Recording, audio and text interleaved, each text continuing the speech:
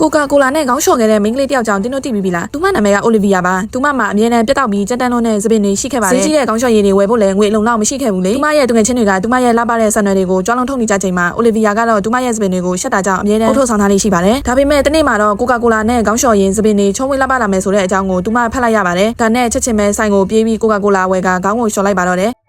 နောက်တနေ့မနက်နိုးလာတဲ့အခါမှာတော့သူမရဲ့စပင်တွေဟာတကယ်ပဲမယုံနိုင်လောက်အောင်လှပလာတာကိုတွေ့လိုက်ရပါတယ်ဒီဇက်လန်ဟာတကယ်လက်တွေ့မှာဖြစ်ပျက်ခဲ့တာပါမိန်းကလေးကိုတွေ့ချင်ရင်တော့ TikTok ရဲ့ search box မှာတကယ် who wash her hair wish Coca-Cola ဆိုပြီးရိုက်ရှာကြည့်နိုင်ပါတယ်သူမဟာအเจ้าမလည်းဒီနီလန်အတိုင်းဆက်လုပ်ခဲ့ပါတယ်လူတိုင်းကသူမရဲ့စပင်ကိုကြည့်ပြီးအောင့်အနေကြတယ်လို့သူမဟာအเจ้าမအလှပဆုံးမိန်းကလေးဖြစ်လာခဲ့တာပေါ့ဒါပေမဲ့မကြခင်မှာပဲ Coca-Cola ထဲမှာပါဝင်တဲ့ acid ဓာတ်တွေကြောင့်သူမရဲ့ဥယျာဉ်တွေနေရဲလာပြီးစပင်တွေစတင်ကျွတ်လာပါတယ်ဆန်သားတွေပြည့်စည်သွားတာကြောင့်ဒီလိုလုပ်တာကိုသူမရက်လိုက်ရပါတယ်အချိန်ကြာလာတာနဲ့မျှသူမရဲ့စပင်တွေဟာငကိုတိုင်းပြင်ဖြစ်သွားပြီးစပင်မလာတဲ့တာမန်မိန်းကလေးတယောက်ပြင်ဖြစ်သွားပါခဲ့တယ်နောက်ထပ်ကိုကာကိုလာနဲ့ခေါင်းမလျှော်ဖို့ကိုလည်းတားမြစ်ခံလိုက်ရပါတယ်တကယ်လို့ထိတ်လျှော်မိရင်တော့သူမရဲ့စပင်တွေအကုန်ကျွတ်သွားပြီးတက်တက်လုံးထိပ်ပြောင်သွားနိုင်လို့ပါပဲ